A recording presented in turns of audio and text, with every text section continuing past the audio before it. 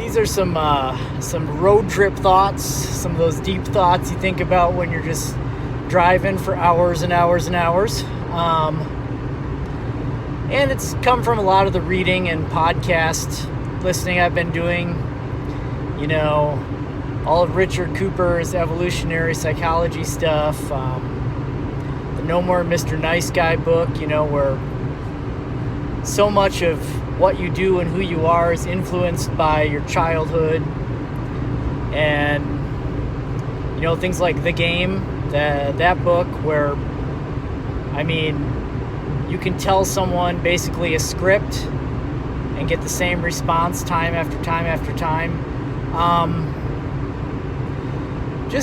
Some of the things I've been thinking about, mulling over, in regards to all the things I'm learning and about how the way the world actually works. I mean, getting red-pilled to how things actually are and getting your eyes open, it feels like you're walking for the first time. It's crazy. It's a lot to handle. Especially like someone like me, I love existing. Like, I'm so thankful for my existence and for the time I've had and the time I have now and any time I will have in the future. Like, just being alive, existing, being conscious of my existence. Like, I'm so thankful for that. Like, if there's one thing that I thank God for more than anything else, is just thank you for creating me. Like, just the fact that I exist, that's good enough. Like, I'm good. But like, thinking about the concept of free will as opposed to all the, well, maybe not as opposed to, but like in conjunction with all these other things I'm learning about human psychology and interrelational dynamics and stuff,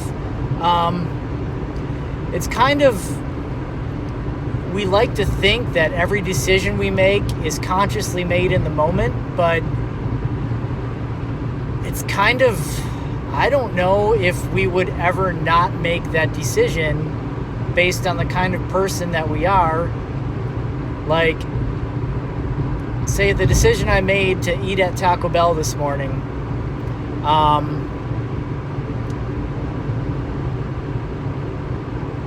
would I have ever made a different decision, me being the person that I am?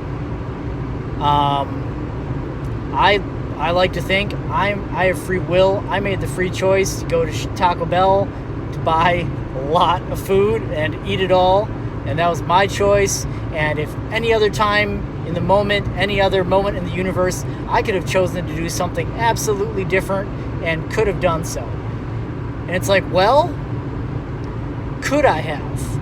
Yes, technically I could have. Would I have, though? 1,000,000 times out of 1,000,000, would that same event have happened? Or would I have chosen something else, given the same circumstances? And probably 999 times out of 100, the same thing would happen every single time. And yeah, as I go forward with my learning and reading some other books and things like that, and also putting ideas to the test in social settings, like the concept of negging, withdrawing attention. Like, from what I can see, it works every time, like, just because of human nature. And it kind of makes one wonder, like, how much of our lives are dictated by free will, and how much, like,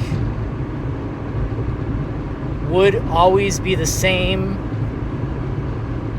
even if we started all over again and did it all over again. Like, it's like the concept of divvying out all the money in the world equally, and in 5 years the same people would be millionaires and the same people would be broke. You know, it's like, how much of what we do is actually conscious, free will based decision making, and how much of it is just programming. like our animal instincts, sex drives, survival drives, our need for affirmation, our need to fit into a group, gang mentality, trying to band with a group of brothers, and it's interesting to think about. Like I said, I love existence and free will, but I mean, if I was born again and lived the same life again, I'd probably be thinking the exact same thing and making this video right now, just like I'm doing. And is that a result of the choices I consciously made along the way, or is it just what I would have always done because of who I am and because of the drives that are driving me in my brain? It's hard to say. Definitely something to think about.